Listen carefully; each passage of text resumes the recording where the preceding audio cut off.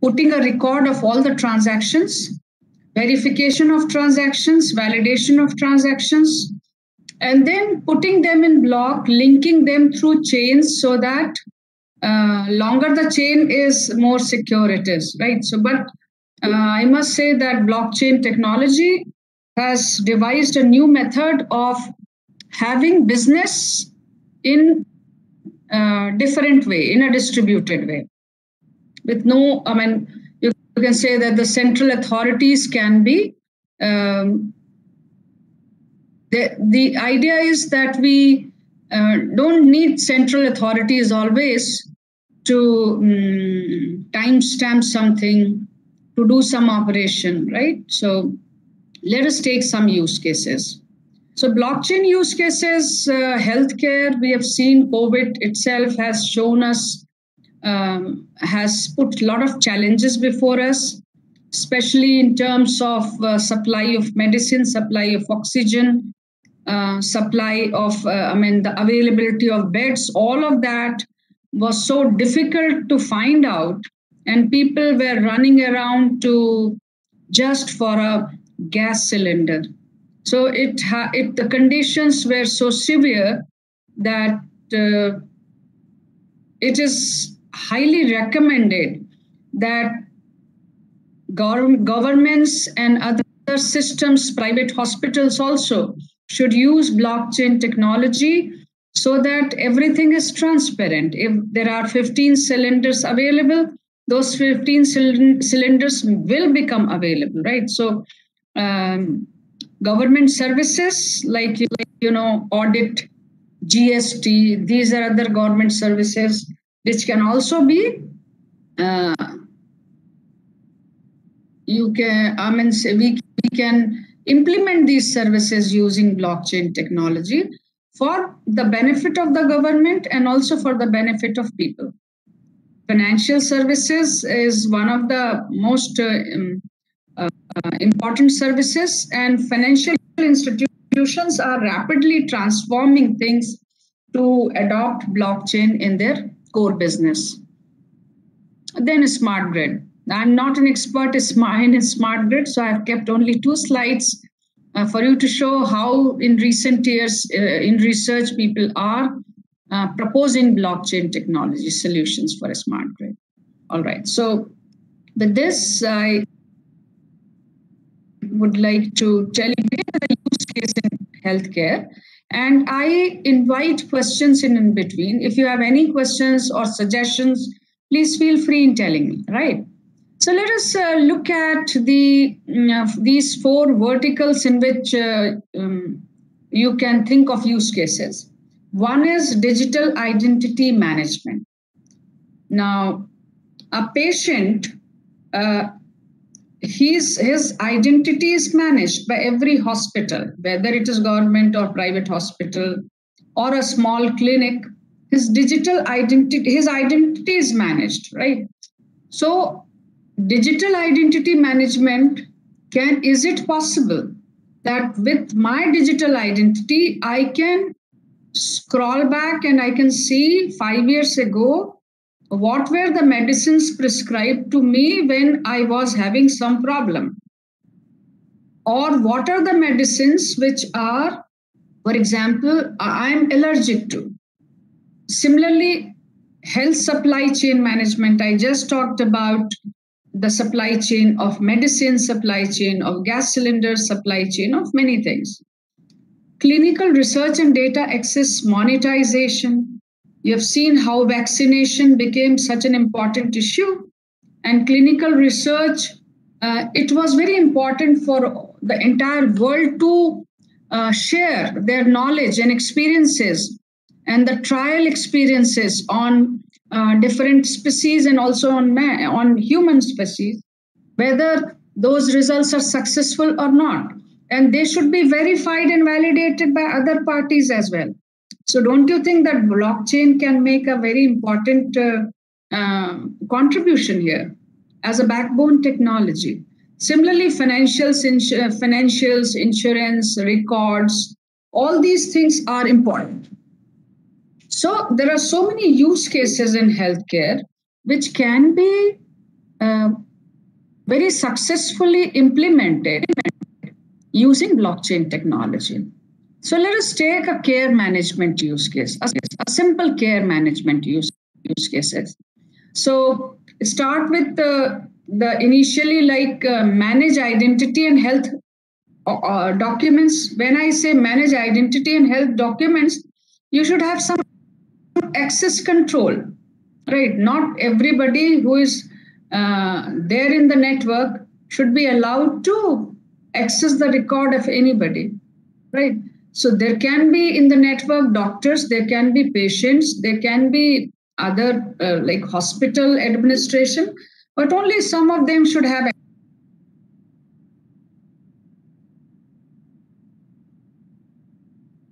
available. So manage identity in health records, optimize out of network care. I am looking at the bottom of the pyramid. This optimize out of network care and manage consent. In many cases, you need to take the consent um, of the patient himself or his or her relatives or friends for some kind of doing surgery or applying any kind of medicine. Now, if I look at the care data management, you know that democratize personal health data. Now, democratize personal health data, what does that mean?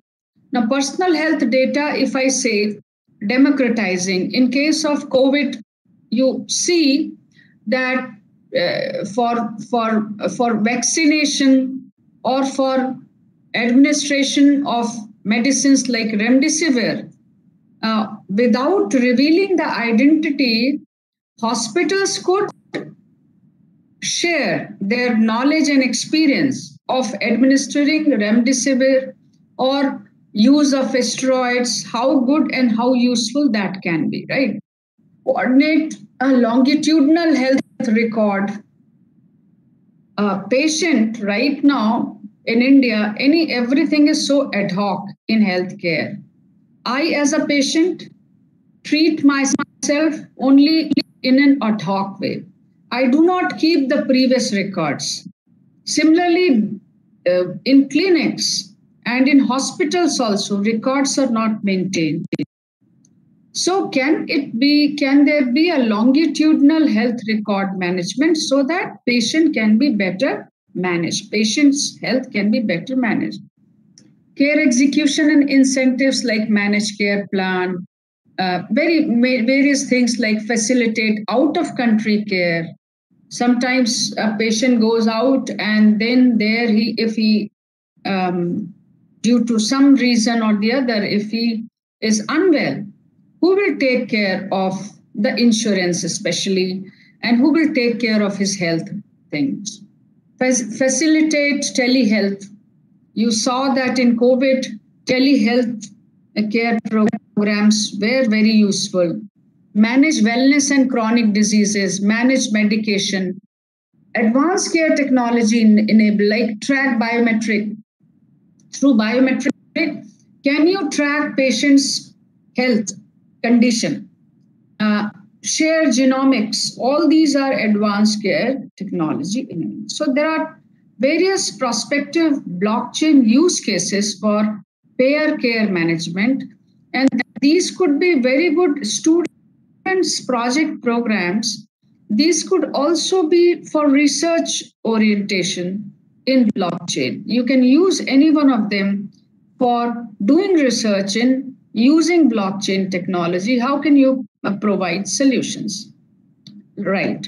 So if I look at the access control part, like manage identity and health document, optimize out of network care, and manage consent.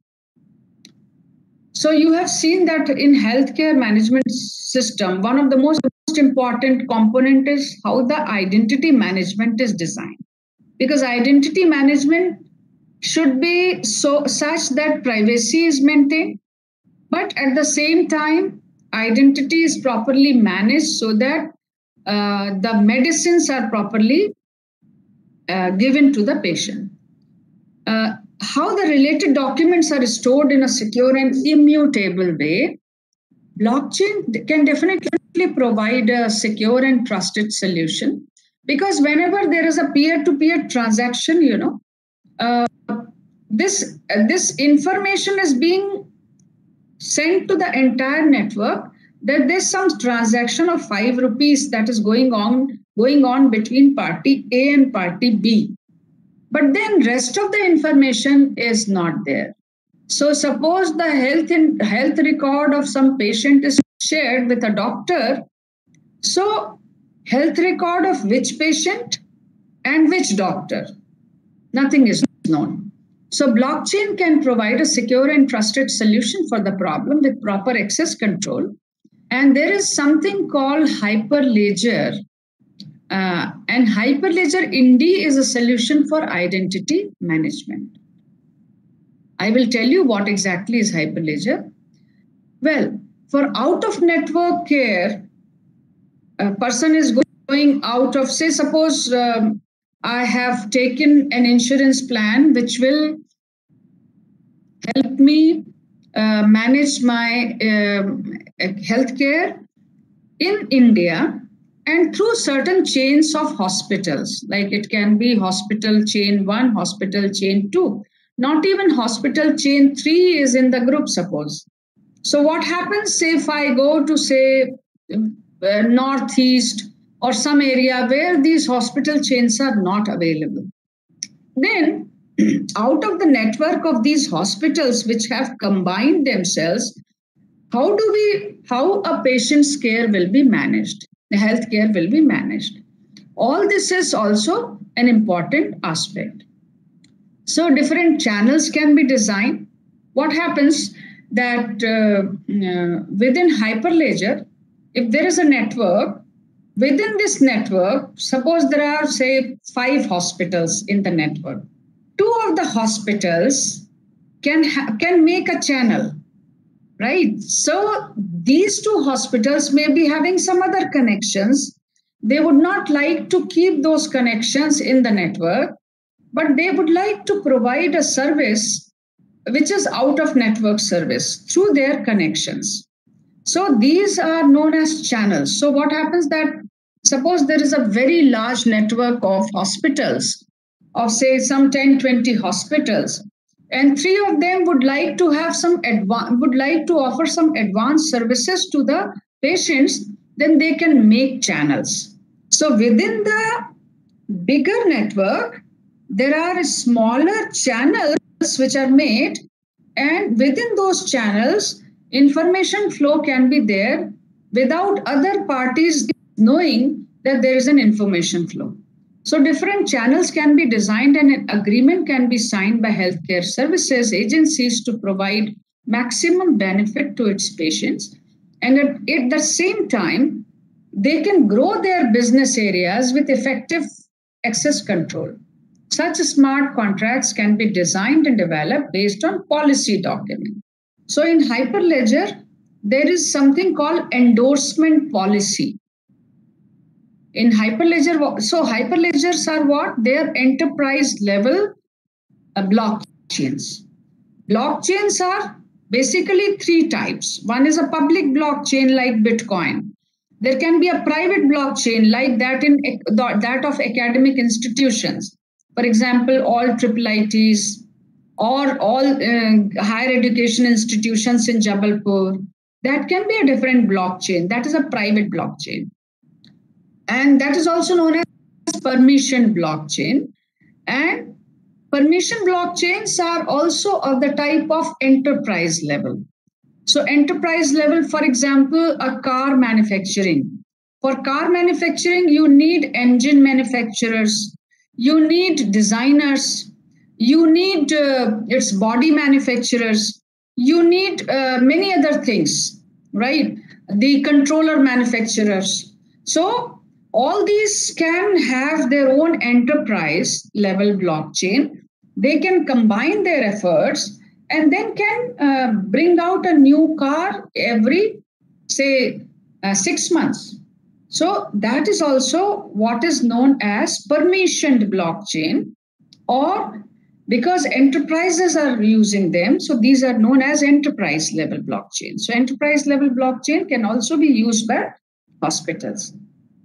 So managing consents of all the stakeholders, starting from doctors to surgeons to patients, their relatives, all this is very much possible if you have a mechanism that can be defined using blockchain technology. So, for example, if I look at the personal health data for each member of the network, now that has to be securely managed and updated from time to time, because unless that is updated, right now what is happening? Only when some manual entry is done, and if that record is maintained for a longer time, patient's data, healthcare data is available. Right here in Jabalpur, I remember that even 10 years ago, I used to go for eye checking with a doctor. He used to very meticulously maintain the data of all the patients. So, but now many doctors and many hospitals are doing it. But this management of data, so even if you have forgotten to take your file, the data is available. So I know, so the doctor knows what are your allergies, what are your strength of, what are your strength, and what are the weaknesses that you have. Data democratization is the distribution of data to all the legitimate users, right? For example, this legitimate user can be, as I told you, there can be several doctors, a team of doctors who would like to examine a patient's records and then give their suggestions. Now here, the patient's private information should not be revealed, like his insurance number, his Aadhaar card number. That is not required. So patients are armed with data, technology, and access to expertise, can take charge of their own well-being and manage their own health. That is what Stanford Medicine Health Trend Report says, by mentioning the blockchain technology as a solution, right?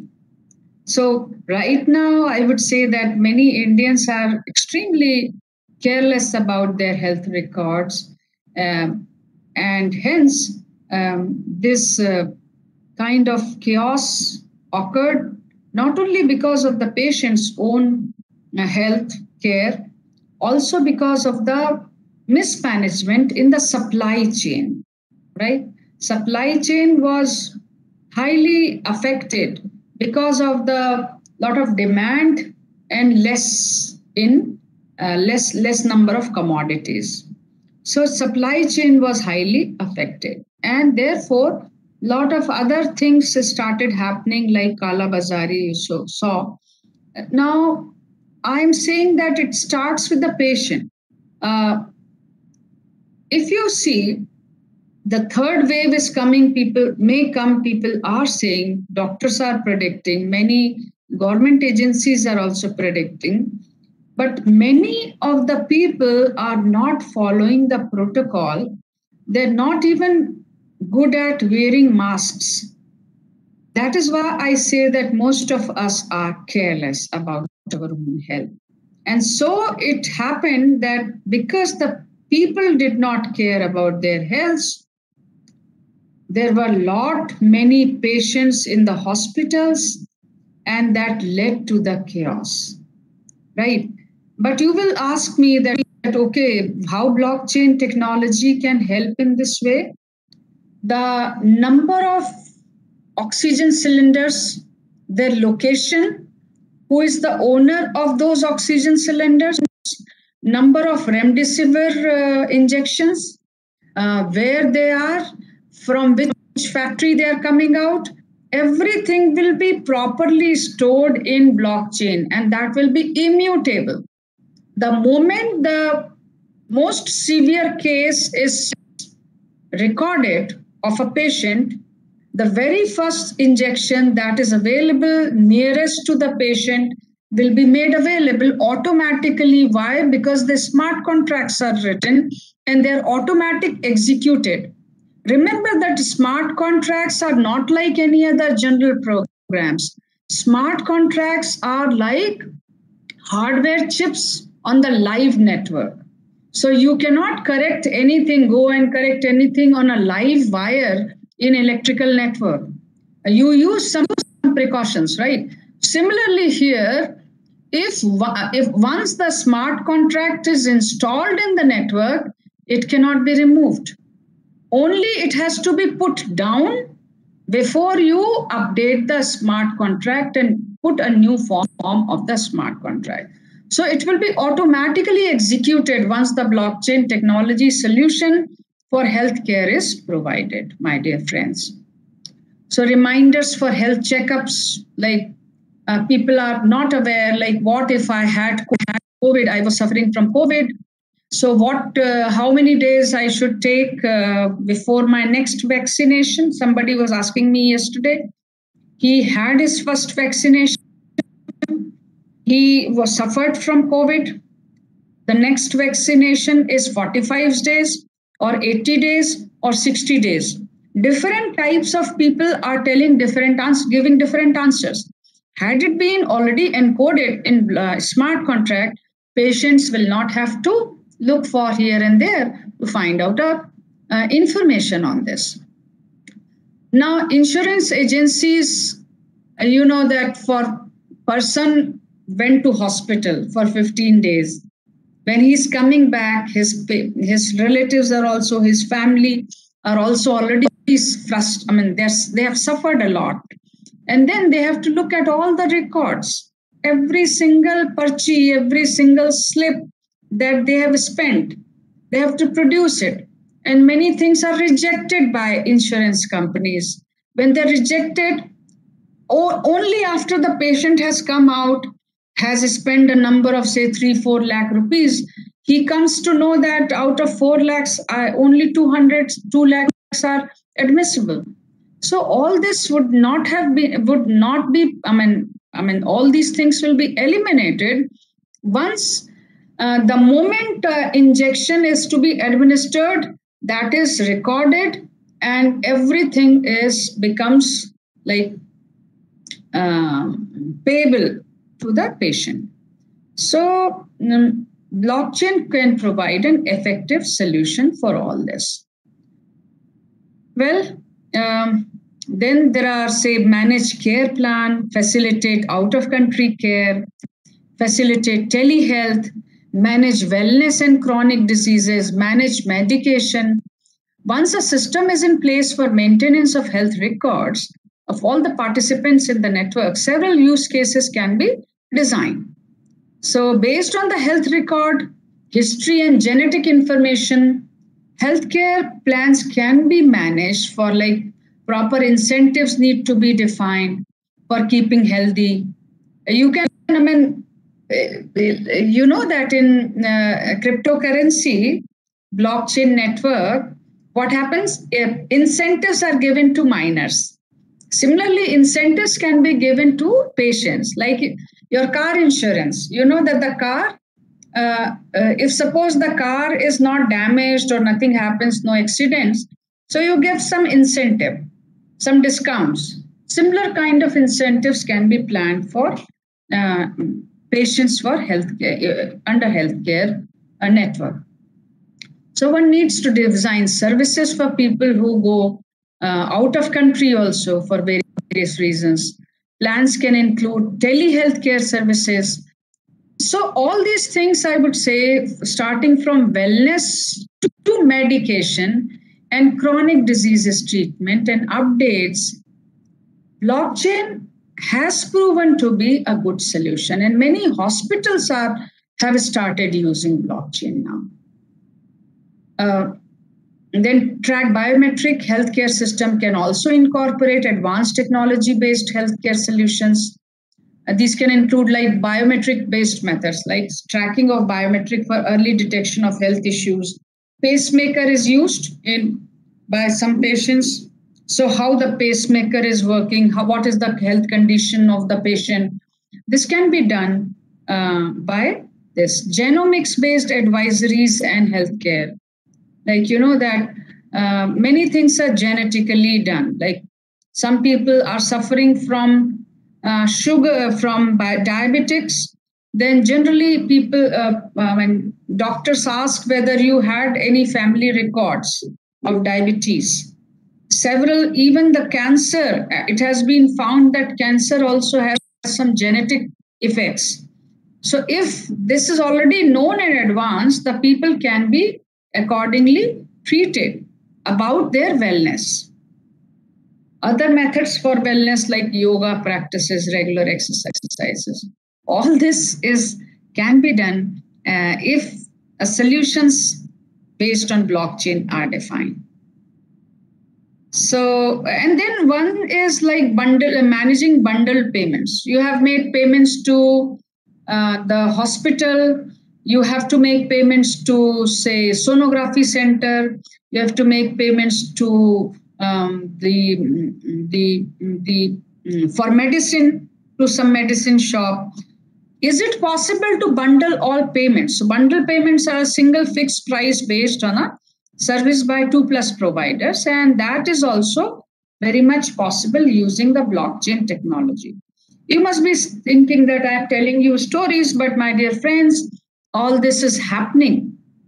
Let me now share the web browser, maybe this Hyperledger, which is a greenhouse, I would say. Hyperledger is a greenhouse for, can you see my screen, my dear friends? No, ma'am, right now it is not visible. Okay, let me start sharing again. Can you see or not? No, let me stop sharing. Other participants? No, ma'am, still not visible. Okay, let me share the content.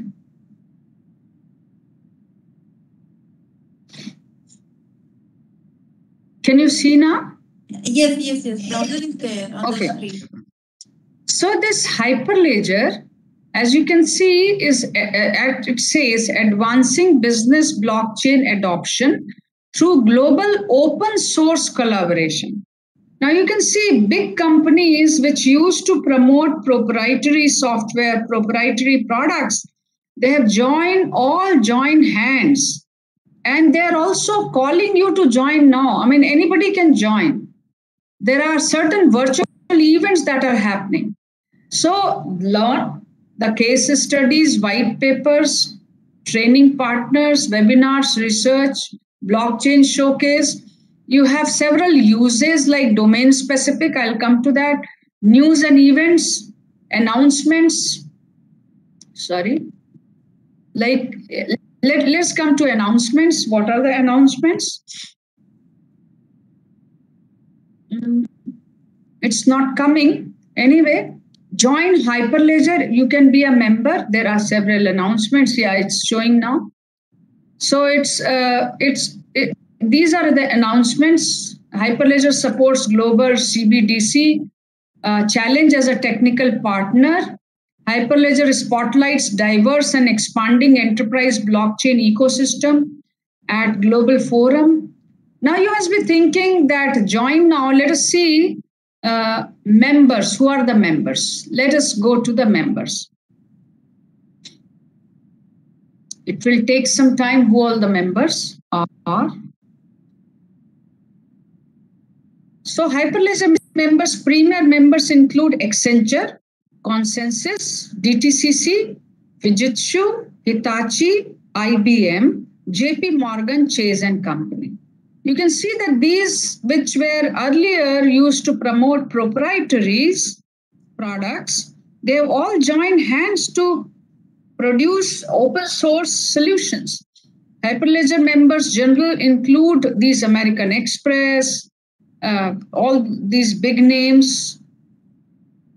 You can see Bosch and Cognizant, You can see so many of them are FedEx. These are all well-known names, right?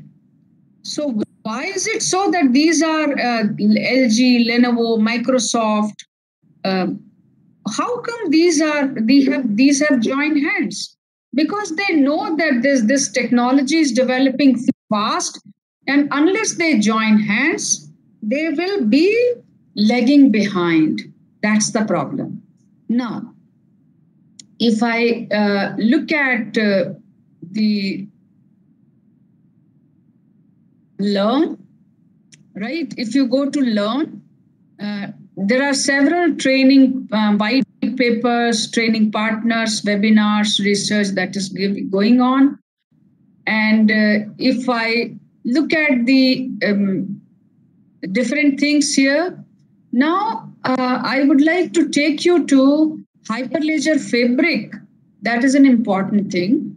Like, just a minute, I can't see here.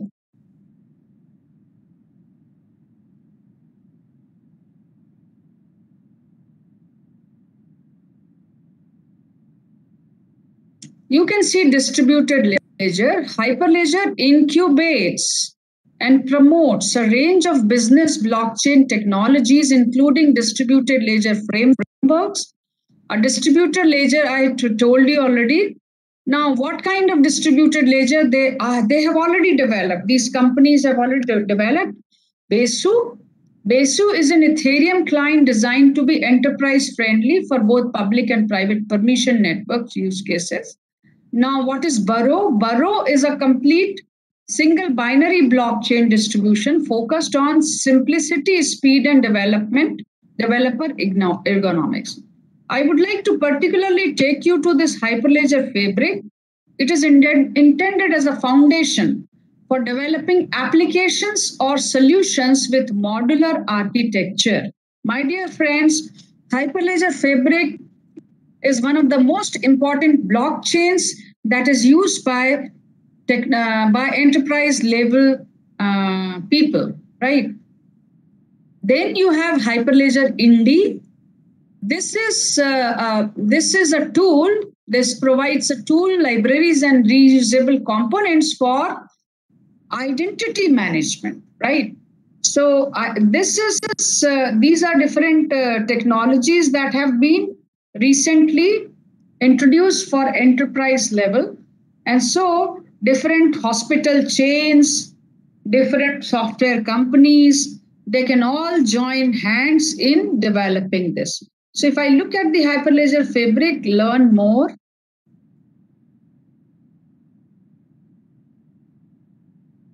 You can see that all the tutorials, the codes, everything is given here. Can you see this Hyperledger Fabric? Hello? No, ma'am, it's not visible. Okay.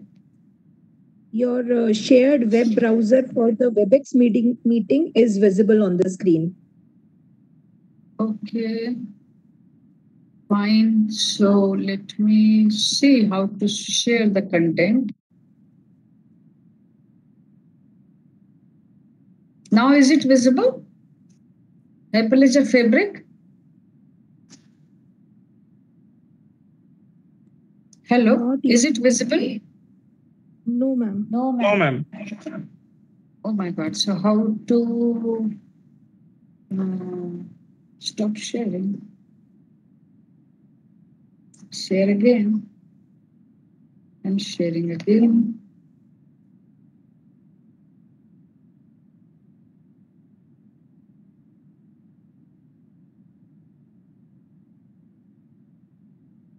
Why it is not sharing? I don't know. Can you see something on the screen? No. When I press on the share button, it is showing share.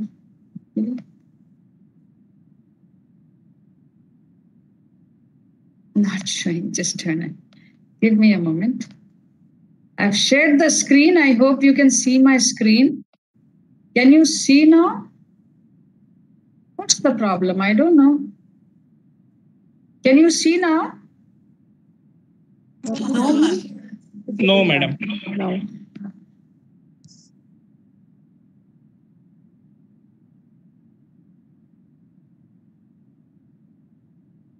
It is giving me the option to share, but nothing is sharing. What's happening?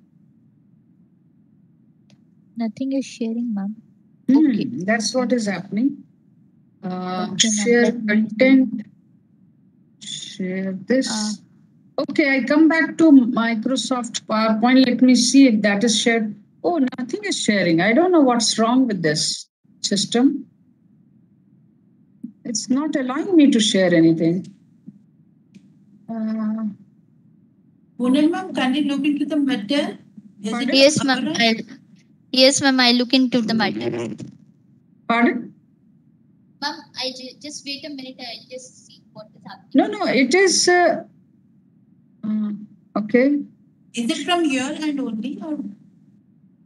Ma'am, wait a minute. I'm sharing, but nothing is sharing. I'm just leaving and coming back. Okay, please give me a minute. I'll leave the group and then join again. Let me see. No, ma'am.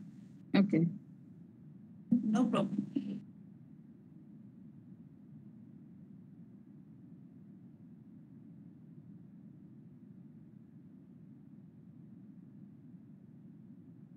Dear participants, I have an announcement for all of you that your attendance is we are capturing your attendance from the Cisco WebEx only, so there will not be any separate attendance link that will be shared in the group. I request Kirti Gupta, ma'am. Please do not share your screen. Kirti madam, please do not share your screen. Yes, I am unsharing it. Ma'am, please do not share.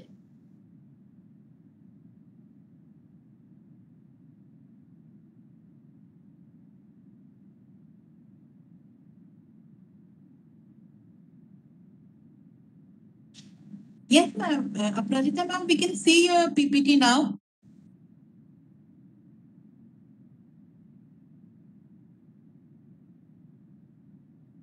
Ma'am, still.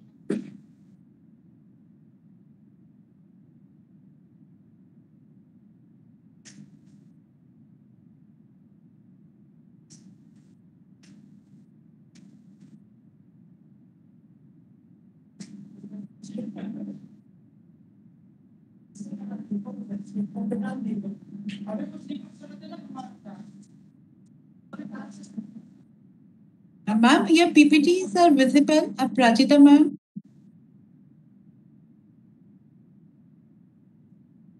Yes, ma'am. But your audio is not. We are not able to hear. Your audio is not connected. PPT is visible now, I hope. Yeah. Yes, ma'am. Yes, I'm sorry, Yes, I madam. forgot to unmute myself. I was speaking something, but I forgot to. Thank you so much for telling. Okay, so let us understand how verifiable credentials are exchanged within a Hyperledger Indy environment, right? Hyperledger Indy is some efforts made by common group of companies to provide you or facilitate you with identity management. So know your customer is a standard business process associated with the regulatory activities, by banks, by many things, right? That is, they identify and verify the identity of their clients. Now, consider an application where, say, Alice wishes to open a bank account in Thrift Bank after her graduation. So this is I've taken from the Hyperledger Indy tutorial only. So her institute issues her a digital transcripts for her graduate program.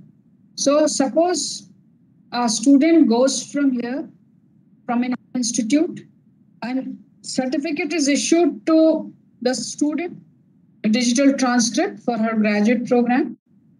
Now she is presently working with Acme Corporation, where she is issued a digital job credential. Your I-card is issued by Acme, right? Then, so she has a certificate or a degree and she has an identity card, right? So that is what is required by banks or other financial institutions. So, like Alice has a digital wallet. We have DigiLocker, you know, DigiLockers containing educational and employment credentials. Okay. So Alice, suppose wishes to take advantage of Thrift's Bank new self-service offering. As for verifiable credentials specification, the digital credential issuing and using can be described as follows. So let us think of you are not going to bank. You want to have your KYC, right? So I was supposed to go to bank to submit my KYC. Only recently by SBI asked me to submit in an old bank account, which I was not using very frequently. So let us think of blockchain technology enabled. So I have a role like holder. I am the holder. Issuer, the government institution or the educational institution is the issuer, or ACME Corporation, where I am working, is the issuer. Inspector, verifier, the banks can be verifier, and then identifier or registry. You can identify me or register me as a, say, for example, if I apply for loan, so that will be registered as a loan taker. All these things. Audio is breaking. Ma'am, your voice is breaking, ma'am. But your voice is also breaking. May I know who's speaking? Is my voice breaking? Now is it okay, ma'am? This is Poonam Sarogi. Yeah, I'm now so is sorry. it okay? Who is speaking? Poonam Sarogi, ma'am. So, participants, is my voice breaking? Please tell me. No, now it is clear, ma'am. Ma'am, it is clear. I'm Just sorry, to now it voice is was there breaking. was So some okay, thank you so very much. So, suppose I have a holder, an entity that is in control of one or more verifiable credentials. For example, Alice. Alice is the holder. She is holding the identity card. She is also holding her degree certificates. Issuer. That can be an entity that creates a verifiable credential, associates it with the particular subject, and transmits it to the holder. Right? Then you have inspector verifier, an entity that receives one or more verifiable credentials for, say, KYC, the bank, Thrift Bank here. Then identify register. It's the mediates the creation and verification of the subject identification. Like for demonstration, they generally use, say, distributed ledger comprised of a pool of Indy nodes. So there are some verifiers, like in you will have some Indy nodes in case of Hyperledger Indy, and that is how it happens. So you have an issuer, right? Issuer issues the certificate, holder acquires, sender verifies, and then verifiable data registry. You must be thinking these are people. These are not people. In fact, this is all done automatically by a smart contract by looking at the data record of holder, data record verification process of verifier, and data record of issuers. Right? So all this can be within a fraction of a minute. It is very much possible. So there are several areas. Now let us coming to government use cases. There are several areas where you can find out government use cases, like government departments, maintain records of all the past transactions of information in any sector, whether that is education sector, finance sector, healthcare, land records, assets, and many other departmental sectors. So details of people, organization, and institutions, business transactions. What is the main objective, my dear friends? The main objective is to keep a transparent system for decision making and implementation of plans. Unfortunately, because of people in the middle of this entire chain, sometimes this transparency is disturbed, right? So how do we cope with this? So if I implement any such important thing, for example, vaccination plan. So for implementation of any plan which can be a scheme under a 5-year plan in India, for example, different level of governance is required, right? So I'm sorry, what went wrong?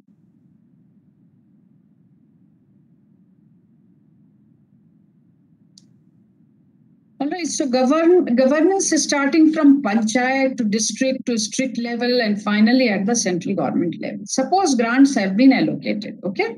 And fund transfer have been executed for some panchayat level scheme, okay? So then the fund flow will be from central government to state government to district level to panchayat level. This is how fund flow happens. Now, suppose the audit department sends its team to verify and validate transactions or scrutinize if there are some inconsistencies and irregularities. How does it happen? Let us see. Let us take this example. So, fund transaction flow is from the top unit to the bottom unit, whereas expenditures or statements or records are submitted from the bottom unit to the top unit, right? That is what happens. So let us take this example of a central government department, right? So central government department, say Department of Higher Education, or Ministry of Education now, MOE, is sending to all the funds to all the central government units, say IIIT DMJ, where I am serving, can be them, state governments. And then IIIT DMJ may be giving its all funding to admin department, account section, academic section, student section, various subunits of state governments can also be done like this. So now fund flow is done like this. So some of the main units, for example, in a IIIT DMJ as a government unit can be, say, student affairs, human resource, administration, establishment, work department, finance and accounts, purchase and stores, so many, right? Everybody will be getting some funds, okay? Now, all expenses are recorded in different ledgers and then combined in a single ledger, okay? Each government unit can utilize funds or can distribute full funds to its subunit, subsection, okay? Now, let us see what happens. Now you have a chief auditor. Chief auditor will have some middle level auditors, and finally, these individual auditors will be also doing their audit process. They come, say, once in a quarter or once in a year. So suppose the data is stored in the central server, okay? In say IIIT DMJ central server, there is a data of all the records or all the transactions that have taken place. Various problems and issues can happen. Who manages the server, right? Unit heads may not be having rights to access the data because the server management is done by network administrators. What if the central server is hacked? How to verify if the data submitted by different subunits is correct and verified? How to check if the funds have been utilized as per expenditure policy? Like if suppose 5 lakh rupees were allocated for, say, some purchase of books, are they actually used for purchase of books? I mean, is the 5,20,000 utilized or 5 lakhs is utilized? If there was a smart contract, the next order that I make will be automatically rejected if it goes beyond 5 lakhs, which is right now not feasible. Right. So there can be compromise, errors at any stage, both at auditors level as well as at organization or administration's level. So A solution, let us think about a solution. Put all the data in a blockchain, right? Frame endorsement policies. So when I say, somebody was asking, putting data in a blockchain will give rise to a lot of problems, because keeping data in the blockchain is costly affair. So we put pointers of the data in the blockchain. Rest of the data is kept in the off the shelf. Frame endorsement policies and submit the policy for endorsement. What is endorsement? Like, suppose 4 people are responsible for expenditure. There has to be a committee of these 4 people who will be making endorsement, right? So suppose a proposal come for purchase of some books for 20,000 rupees. Unless these 4 people have endorsed physically right now, that will not be done. So I say that make a policy in the smart contract that any 3 out of 4 or all 4, as per your endorsement policy, if it is decided that any 3 or 4 will endorse, then it is approved.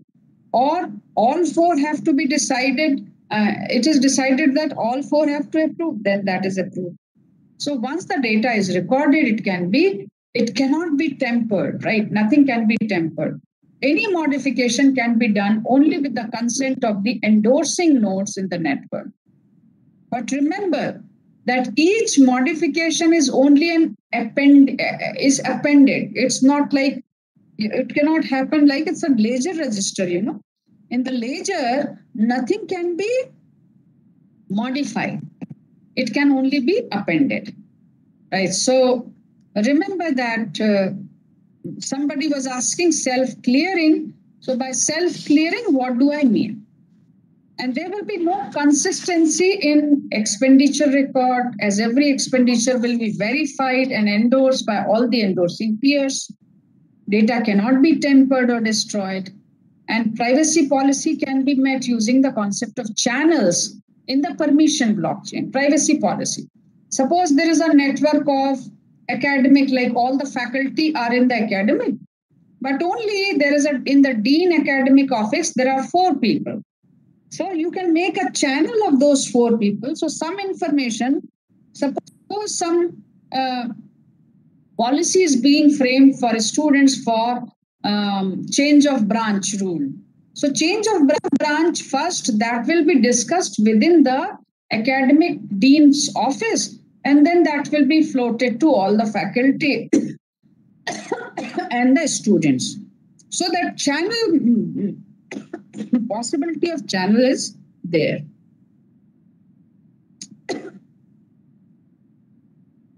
So in a nutshell, auditing can be simplified. Cost can be reduced and individual auditing will not be required, because every single transaction will be transparently defined and verified at there and then itself. Then the central audit unit can be provided access to the entire ledger. Sitting from their office, they can see that all the transactions are already made in as per the smart contract. So compliance will be checked each time an expenditure is booked. And therefore, compliance means what? Compliance, for example, for purchase of books, there has to be compliance that minimum, some say 10% discount, whatever is there, endorsement policy, that compliance is met. So smart contracts can be written for compliance, for expenditure heads. So no need to check for any compliance manually. Sorry.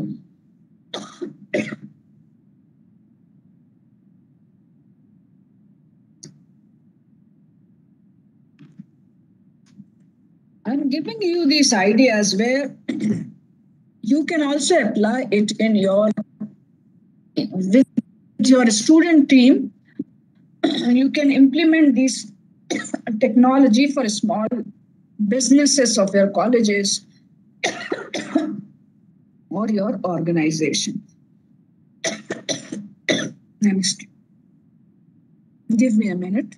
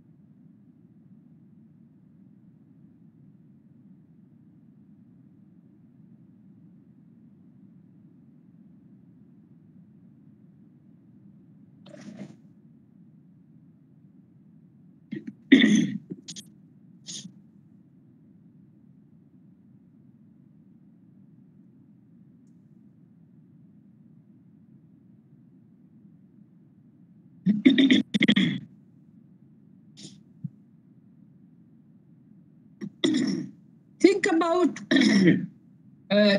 taxation use case. So GST. GST brought a havoc among people who were to charge GST, had to pay GST, right? Many small businessmen were having a lot of trouble. GST is an indirect tax, you know.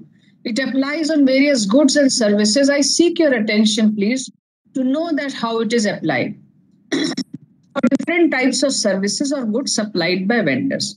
So there are two types of GSTs. One is central and the other is state, right?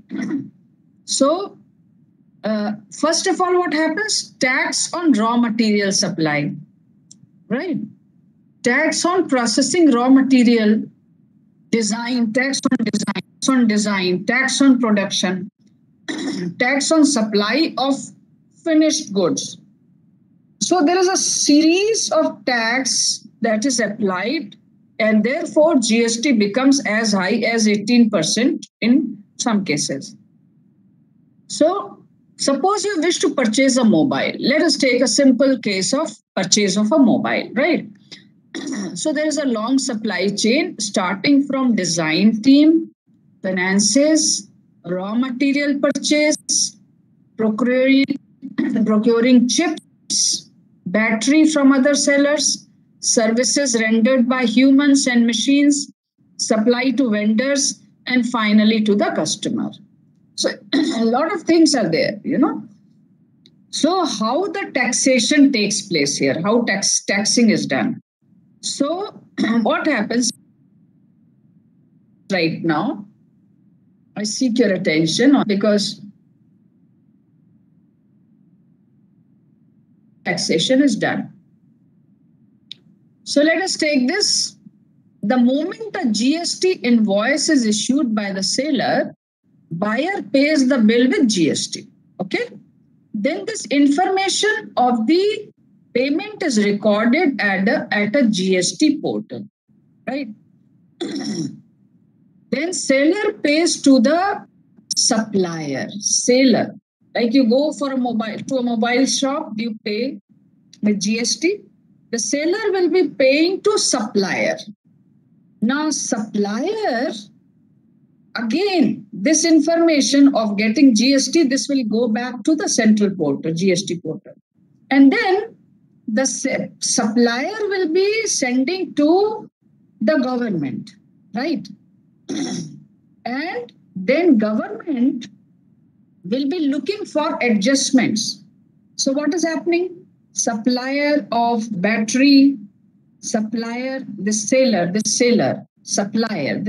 you know, this supplier, suppose there is a company, mobile company, they have purchased, say, batteries, they have purchased chips.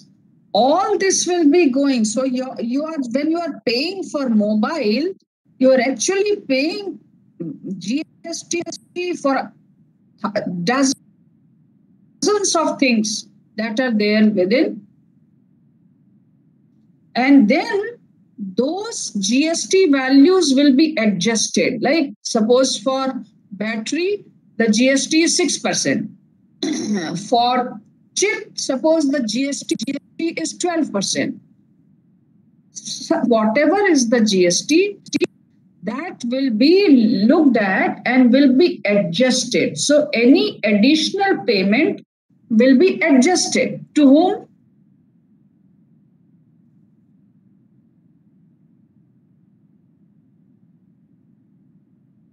There's anything wrong, that doesn't come back to the customer.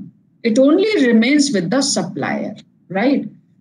So what I intend to say, that the current transaction flow is very complicated in case of GST. Let us think about collection of tax. The government department verifies the tax collected at each stage. And if there are double taxation or overpayments by intermediaries, overpaid amount is refunded and then the tax collected is distributed among various government departments. It's huge kind of complex transaction. So the whole process is very complex and everything is manually computed in most of the cases. So there is prone to error. Everyone in the chain has to depend and rely on the government department's calculation. If there are double taxation, an individual from the firm cannot verify. That's the problem. GST solution. Can you suggest a blockchain solution for the process? Blockchain network of consumers and suppliers. Adding consumer can be done by giving the authority to the supplier to add consumer and delete a consumer. That is very much possible. Smart contracts can be used to define and execute the taxation logic. So what will happen? That consumer, suppliers, and also, of course, the government can make a complete network of GST payment. So everything, because everything is written, hard-coded, so it will be easy for all the authorities. No need of any manual inspection or checking. So GST can be one where I think we should think about providing a solution. So when a payment is made by a customer, a smart contract calculates the tax, determines the components to be paid to different peers, like what to battery, what amount to chip owner, including raw material supplier, finished components produced by other suppliers like battery chips. Checks for double multiple taxation of the same material, smart contract will do it. It will not allow. Payment is made directly to those accounts and the government. Refund, if any, is refunded to the customer's account. You will say that, no, companies will not like this. No, in fact, companies will like this because a lot of hassles of computation will be lost. I met with a small businessman having a stationery shop. He was so puzzled that he had to file the GST every single month. Now that was something very difficult for them. They should devote more time in their business of filing returns. They were facing.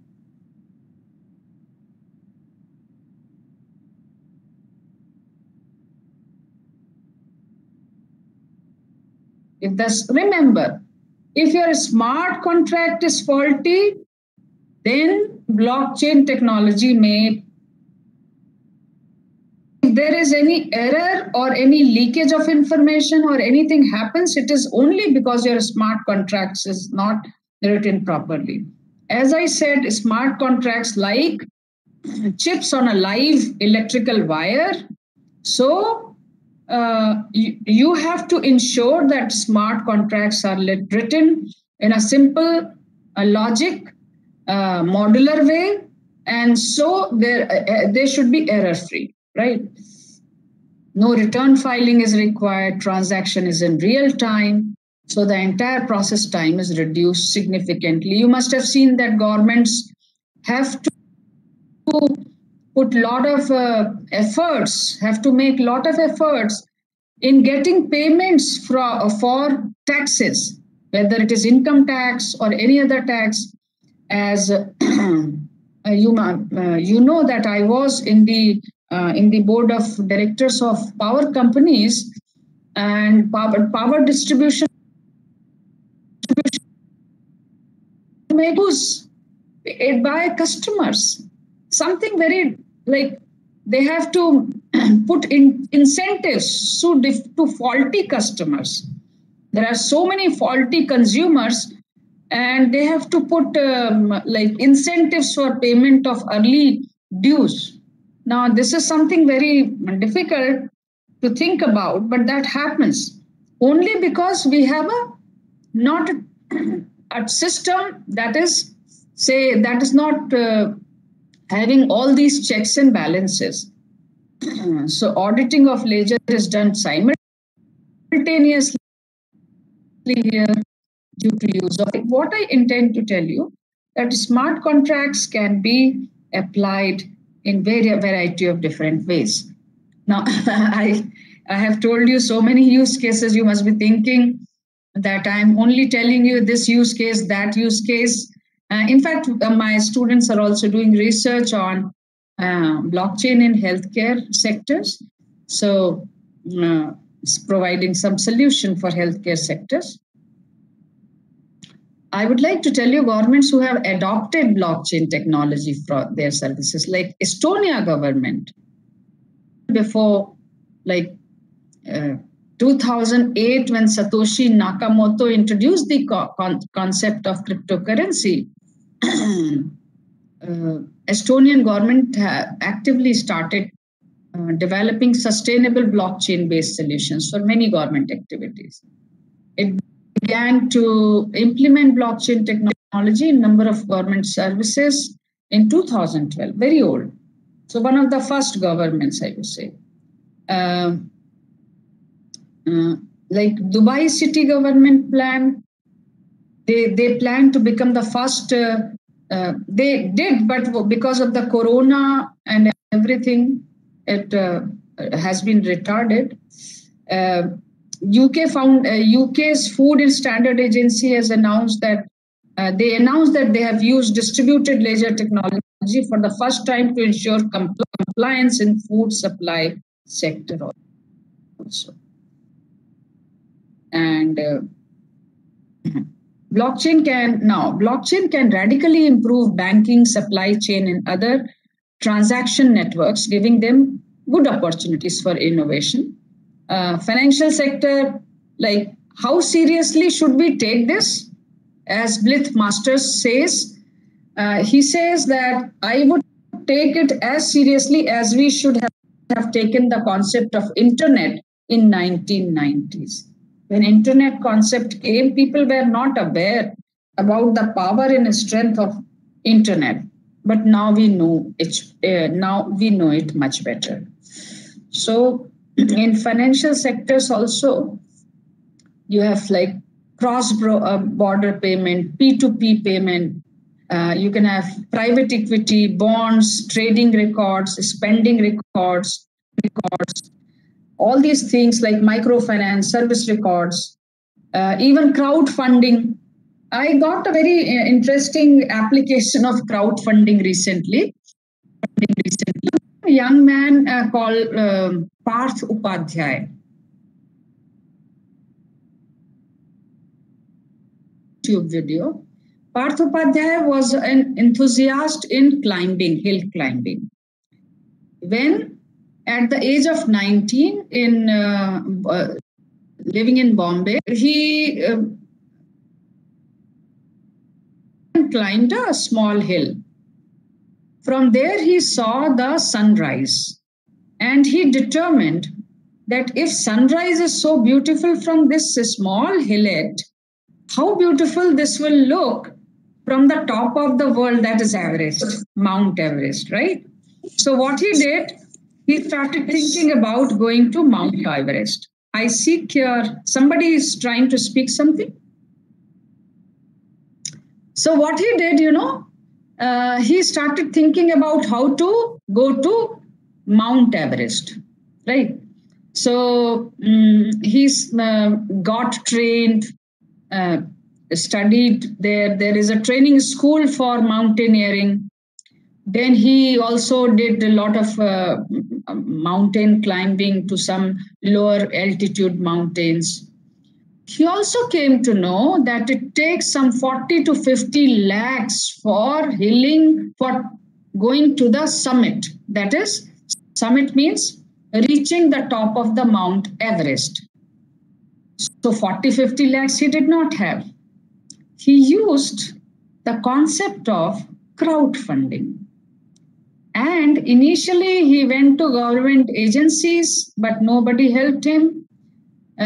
So he used crowdfunding, and blockchain technology provides a wonderful solution for crowdfunding. So I give my proposal, and each time I go one step further. Say it can be your startup also.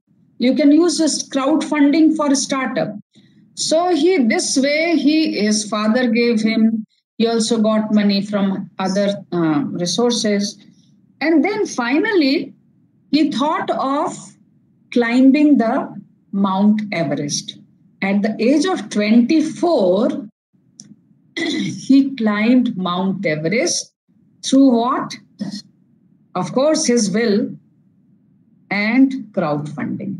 So crowdfunding has several applications, like startups can make use of crowdfunding. NGOs do use crowdfunding.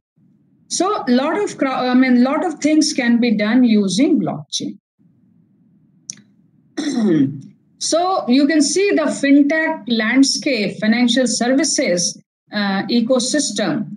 So many companies, you can see they're all into it. They're all looking for this disruptive technology in financial services. So as per the recent NASSCOM report, more than 40 blockchain initiatives in India are currently being executed by public sector companies. 92% projects are in pilot phase and 8% in production phase.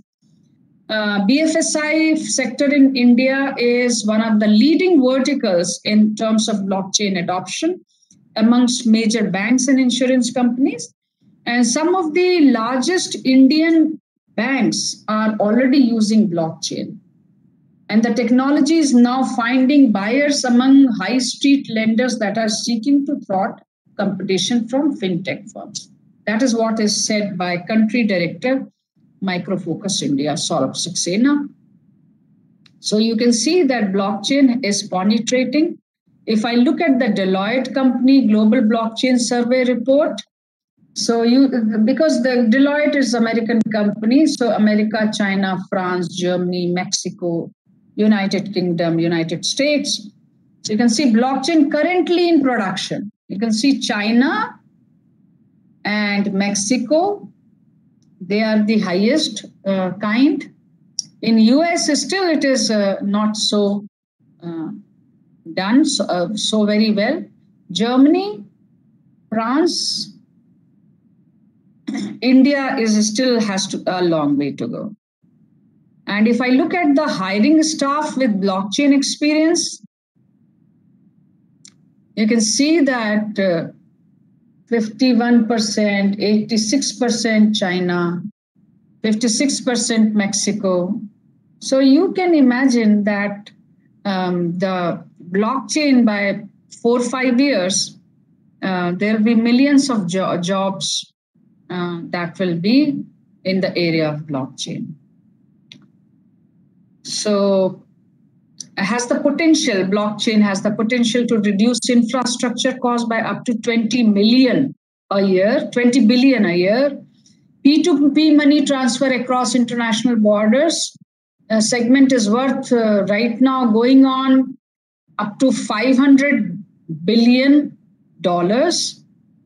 And a VC firm has invested over $100 million into blockchain technology. All-time public VC investments into blockchain startups are going to 894 million, and over 4,000 active fintech startups in New York arena. So you can see now coming to smart grids, because Rajiv ji asked me that I should give you a lecture on introduction to blockchain technology in an application. I'm not a person of a smart grid, but I found out a couple of recent papers like this one in IEEE Internet of Things Journal. They have proposed a blockchain network for advanced metering units and EVs, electrical vehicles and charging unit management, decentralized energy trading and market, like decentralized energy trading, remember, not centralized through some state generating and transmission companies. energy-based cyber physical system and microgrid. Like, so they will say that all these can make a blockchain network, and they have proposed some solution. Another solution which has been proposed, I like this, although the journal is an Elsevier journal, not well, people say it's a good journal, not very good, but then this paper has provided a beautiful solution. Like you can see these houses, some of them can be producer, like light node producer, light node consumer. And then there can be clusters. They can be full nodes, like consumers and producers. These are producers, these are consumers. They can all be put in the electric grid, including the grid storage, and they have provided a blockchain solution. So, my dear friends, research is on in the field of blockchain technology.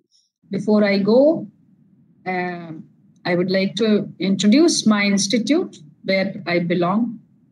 Like, this is an institute of national importance, and it's a very fast growing institute with 2,000 plus students, because we are residential schools.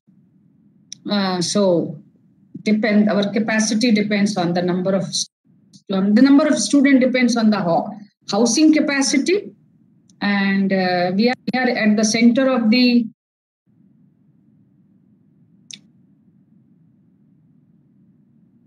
250 acres of lush green campus, and a beautiful campus near Dumna Airport. And in this campus, we have an EICT Academy, which has been instituted by Ministry of Electronics and Information Technology, Government of India. We keep coming, organizing different programs like deep learning applications, blockchain technology and applications, where we give rigorous hands-on practice also through online training. Please refer to our website for this. With this, I would like to thank you for patiently listening to me. Keep healthy, keep safe. Thank you. And questions, if any.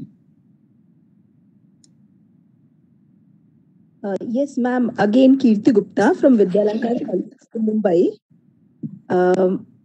Ma'am, hello, can you hear me, ma'am? Yes, yes, I can hear you very well. Yes, ma'am. It was a very nice session. I understood many things. बस मुझे जो चीज समझ में आई है वो ये समझ में आई है कि जीएसटी जब कोई भी बायर जब भी किसी फॉर एग्जांपल अगर किसी फोन को खरीद रहा है और वो जब पे कर रहा है उसके लिए तो वो पेमेंट करेगा. That payment, after making the payment, the part of the GST for the central government and the part of the GST that has to be gone, that should go to the state government, will be automatically gone to the ledger, right? ऐसा ही कुछ मुझे समझ में आया है. Am I right, ma'am? जी जी जी. ये तो this will make the system fast. And also the corruption will also reduce here. I guess. Yes, you are very right, madam. In fact, जो बहुत सारे गवर्नमेंट क्यों ब्लॉकचेन टेक्नोलॉजी को promote करना चाह रहे हैं, क्योंकि वो देख रहे हैं कि transparent system will become more transparent and it will be citizen centric, citizen friendly, right. So अपने यहाँ इंडिया में नीति आयोग ने ब्लॉकचेन टेक्नोलॉजी को one of the most important technologies to be adopted by government किया हुआ है. And lot of I think around good amount of funding is also given for adoption of blockchain technology. You are very right. Okay, ma'am. Thank you so much. Thank you so much, all of you. Participant, nice comments here. Yeah, please. Participant, is there any other doubt?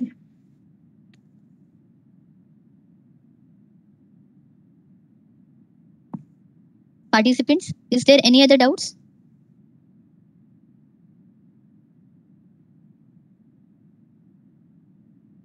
Is there any other doubts? One more thing, ma'am. So if there are no questions, I thank you for your nice compliments. And one more yes? participant is there. Yeah. Okay. Who's okay. there? Ma'am, again, I'm Kirti Gupta here. Ma'am, what role can we play as an engineering teachers? I'm in a engineering college. So what role can we play in this so that Yes, yes, it is benefited to our students as well as to the society? Yeah, ma'am. Very good question, ma'am. Because in blockchain technology, right now, jobs are growing like anything. So first of all, is it possible at your college or in any institution to introduce this as an elective subject? And first of all, we take training as teachers rigorously in blockchain technology, and through a small students projects like for mess services, for canteen services, for library services, issue and return, for students management by the teacher. All these services, small projects can be given so that students become competent in this. And one thing is there that one doesn't require too much of programming skills. Like if a student is good, average is having average programming skills, he can do well in this. Now, for developing logic for the design of smart contract, you need a good team. So for that also you can define different student team. They deliberate, they explore. Smart contract design is very important, like any other software design. They can explore. So that is how their learning ability will be increased. Now, third, so one is training our own selves, which I did myself. Before that, it was a little like 3 years back, it was little difficult, less resources. Then you train, I introduce the course. So when you introduce a course, you learn better. The third thing is that think of a application domain, go through the research papers in that application domain, and you can also design an application. You can also design a solution for some domain. And that solution, if that there's no research paper in that, of course, there'll be research papers. Those research papers, if you read, you can devise better solutions for that. For example, for healthcare system, right now there was a lot of havoc, हाहाकार मचा हुआ था, हमारे पास कुछ दिक्कतें थी. तो ऐसे में कोविड के उसमें बहुत सारे AI machine learning based solution निकले. इसी तरीके से हम ब्लॉकचेन बेस्ड सॉल्यूशंस भी बना सकते हैं, so that if there is a third wave at all, let there be no such wave. But if there can be some other diseases, so how to manage things?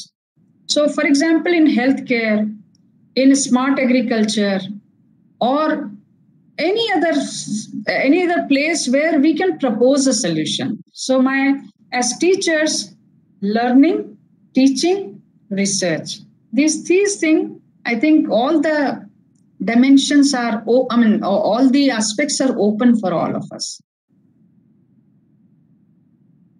And one more thing, research funding will be available. If you apply for a project in using blockchain as a keyword, likelihood of getting research funding will be high.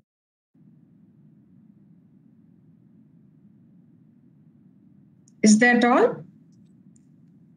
Okay, ma'am. Yes, ma'am. Thank you so much. Okay.